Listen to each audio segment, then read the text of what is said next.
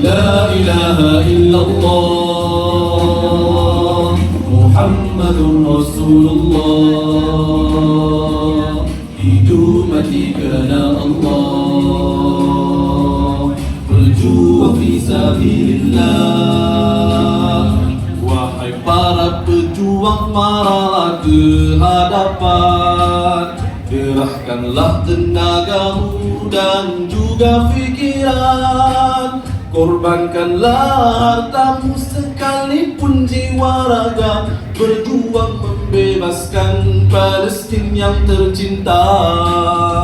Wahai para pejuang, maralah ke hadapan, gerahkanlah tenagamu dan juga fikiran, korbankanlah hartamu sekalipun jiwa raga, berjuang membebaskan Palestin yang tercinta. Keadilan jangan gentar, berjuang bersama. Iman yang bermaharajalela, kita gempur hingga ke hujungnya.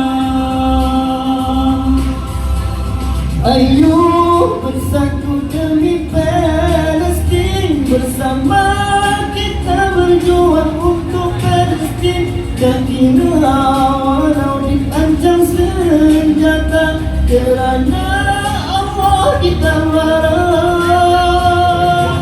Para pejuang, maralah ke hadapan, gerahkanlah tenagamu dan juga fikiran, korbankanlah hartamu sekalipun jiwa raga, berjuang membebaskan Palestin yang tercinta.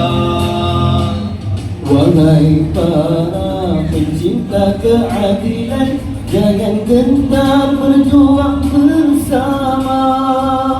Kezaliman yang bermaharajalela, kita gempur hingga ke hujungnya. Hentikanlah penderitaan dan juga kezaliman, kembalikanlah keamanan di bumi Ambia. Berdoa kepada Ilahi agar Palestin akan merdeka, kekal sentosa selamanya. Wahai para pejuang, maralah ke hadapan, gerahkanlah tenagamu dan juga fikiran, korbankanlah hartamu sekalipun jiwa raga, berjuang membebaskan Palestin yang tercinta. Ayo bersatu demi Palestin, bersama kita berjuang untuk Palestin. Tak kira walau diancam senjata, kerana Allah kita marah. Kerana Allah kita marah. Kerana Allah kita marah.